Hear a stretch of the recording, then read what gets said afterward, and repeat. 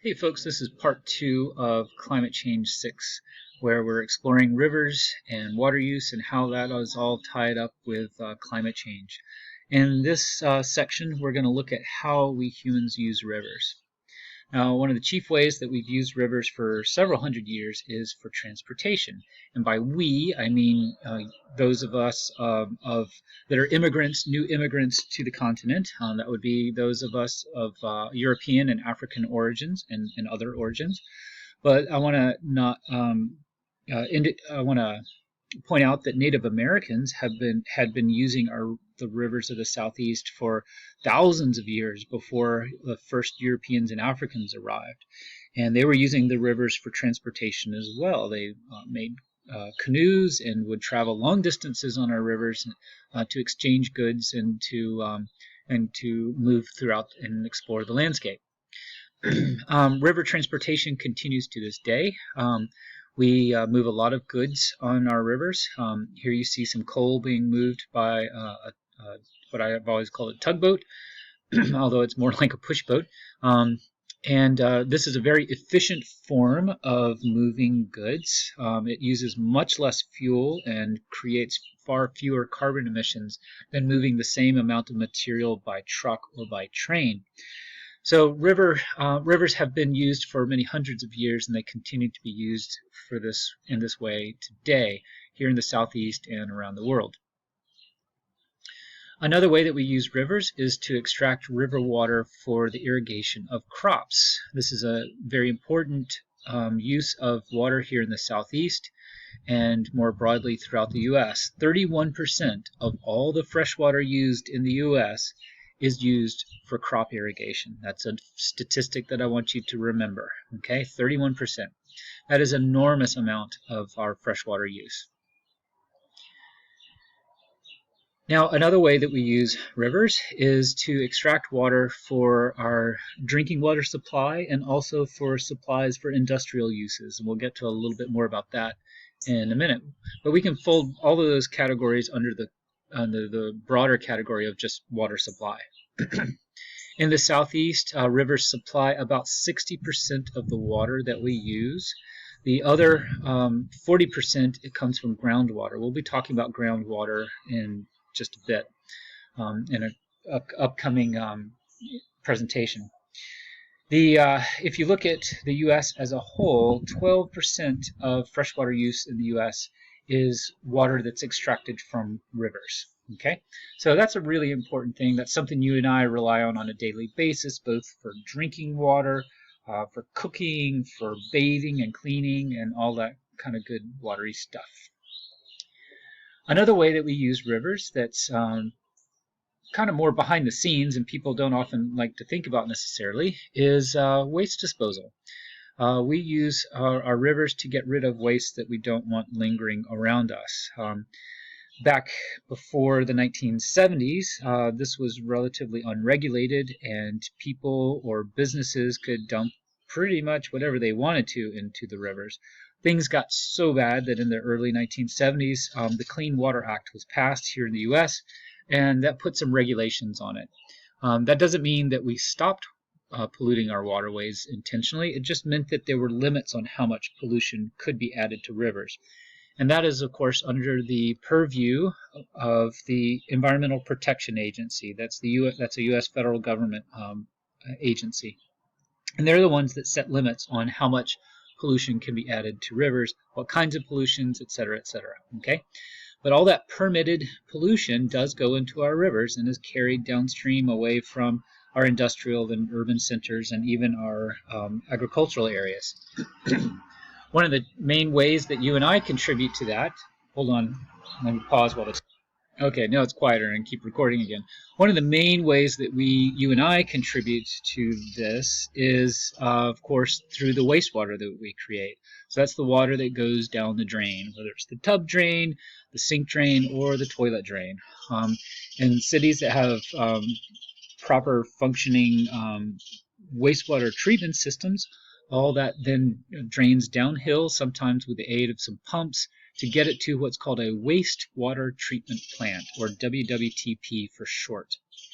And in these plants, there's a whole system of steps, a series of steps that are involved in uh, getting rid of dangerous things that are in that material. And I'll let your imaginations take care of filling in the blanks there.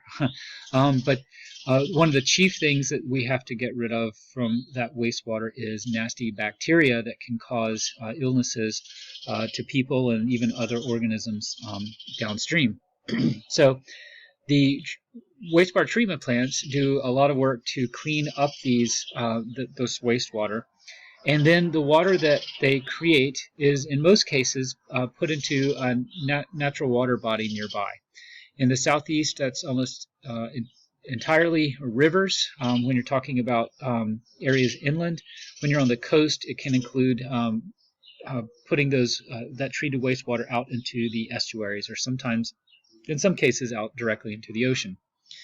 Now, what's in that treated wastewater? Well, obviously there's water, very clean water in general, but it is going to have some trace nutrients that are not easily removed from that water in the wastewater treatment process. We have methods of removing those extra nutrients, but we don't do it usually because it's very expensive. And ratepayers don't want to pay for that cleaner treated wastewater, unfortunately. Something else that's become more clear recently is that treated wastewater has a lot of pharmaceuticals. A lot of the drugs that we take are designed to be pretty sturdy in the sense that they don't get broken down by the body's processes. Otherwise, they wouldn't be very effective as medicines. But that also means that they can pass through these wastewater treatment systems and wind up in the effluent that comes out of these wastewater treatment plants. And so that's one of the problems that we're grappling with now. And a classic example of this is estrogen. You may already know this, but the chief component of birth control pills is estrogen. Estrogen passes through the body, and comes out in the urine, goes to wastewater treatment plants, and is relatively unaffected by the wastewater treatment plant system. And so you wind up having estrogen going into the rivers and streams that receive this treated wastewater. It has become such a problem in some areas that there are examples of where all the fishes in the river all have female genitalia. Some have both male and female genitalia, which says a lot right there about how our pollution is impacting the environment. If this sounds like I'm making stuff up, I don't blame you, but look it up on your own. It's true. All right, what else is in?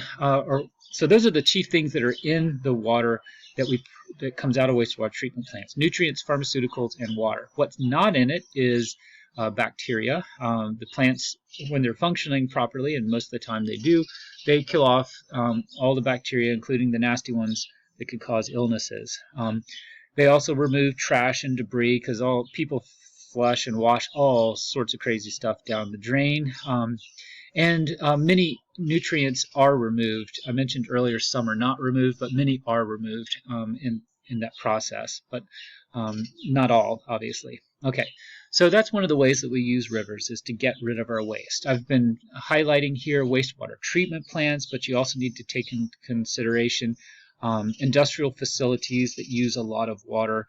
Maybe they're cooling materials that they've just manufactured, or they're using the water for other purposes, cleaning, for example, these sorts of things. And then they don't usually keep that water on site. They usually will have a permit to be able to dump it in a water body. Okay. Another way that we use rivers is to generate hydropower. So that means generating electricity. And here you see a picture of a hydropower dam. Basically what's happening is that the water is being released from behind the dam, and because it has that potential energy in it, as it falls through the dam, it is going to spin some wheels or turbines that have been put in its path. And by spinning those turbines, it basically spins a generator that generates electricity. Generators work by spinning magnetized loops through copper coils, or copper coils through magnetized loops.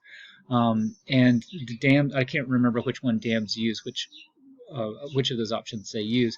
But essentially, they use the turbines to do the spinning, which generates the AC current, that's alternating current, that is delivered to homes and businesses as electricity. All right, so that's what hydropower is. And we use here in the U.S. Dams to produce about 7% of all of the U.S. energy supply. Interestingly, at least I think it's interesting, dams were the first way that we were generating public energy supplies, public electricity supplies.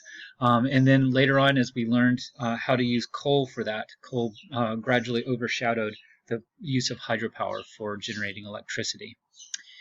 Hydropower is considered renewable energy. What is renewable energy? It's energy produced from sources that do not deplete or cannot be replenished within a human lifetime.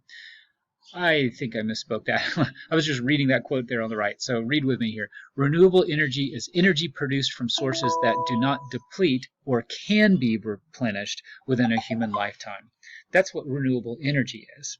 And because the hydrologic cycle keeps on working and keeps flowing even after we've used the water to generate electricity, it's considered renewable energy, and appropriately so, although there's issues with this, as we'll get to soon. Right now, as of about 2019 anyway, hydropower accounts for 41% of the renewable energy generated here in the U.S. We'll talk about the other sources of renewable energy soon. Overall, when you consider how much water flows through our dams, hydropower production is about half of the freshwater use in the U.S. Okay, moving on to how we use rivers. When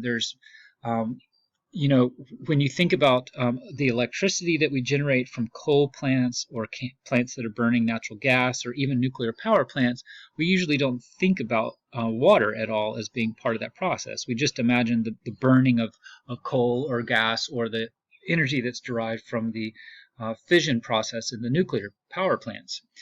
However, all of those plants use water in order to make electricity. What is essentially happening is that they are using the fossil fuels as a source of heat, or in the case of nuclear plants, they're using a nuclear reaction to generate the heat.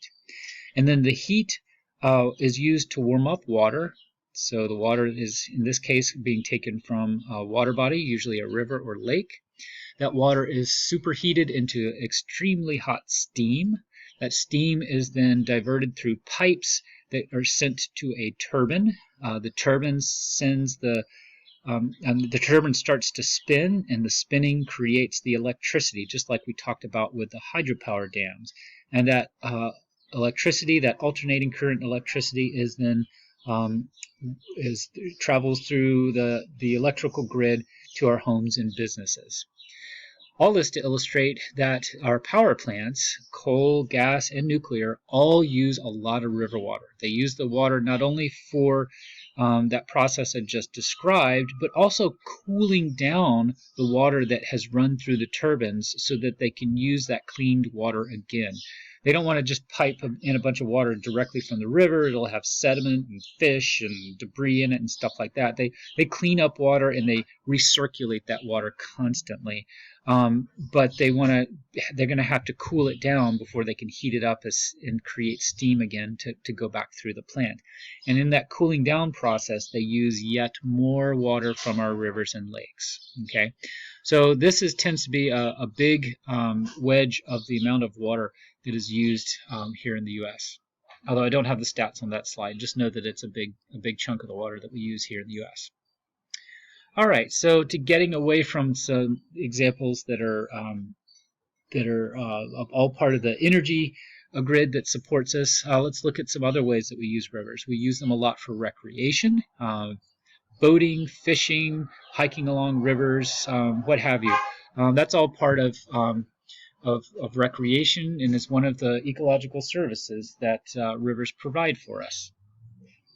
We also rivers have influenced our culture a lot as well.